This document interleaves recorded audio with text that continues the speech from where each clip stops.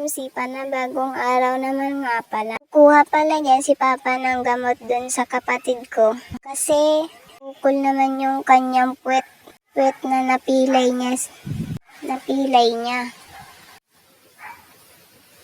Hindi ko alam kung ano yung kinukuha niya na pangtapal sa puwet niya.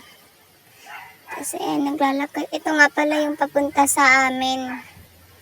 Daanan.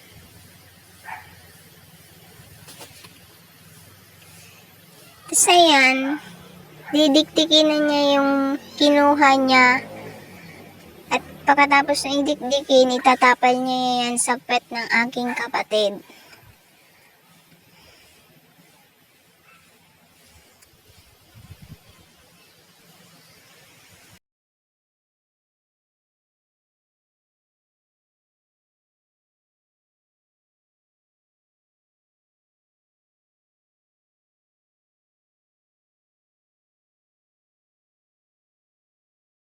Yun, bike ang aking anak sa baba, tabing kalsada. Tapos guys, wala na naman kaming ulam dahil mahirap maghanap dito ng ulam.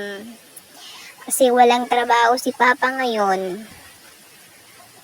At nagkuha si Papa ng kalamansi. Tapos sibuyas.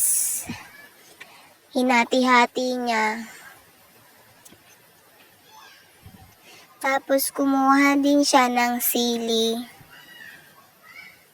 Tapos guys, ito nga pala yung aming ulam ngayon kasi walang trabaho si Papa. Toyo na may kalamansi, na may sili, na may sibuyas.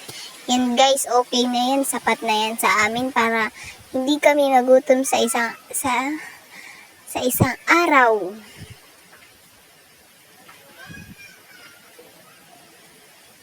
Yung nilipatan na ay itong ginawa namin bahay ngayon. Kung hindi sumikap sila Papa na patayo ng bahay na maganda.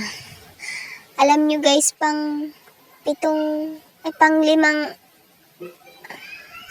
na bahay na ata namin to. Kasi yung una sa bundok kami. Sa bundok kami nakatira.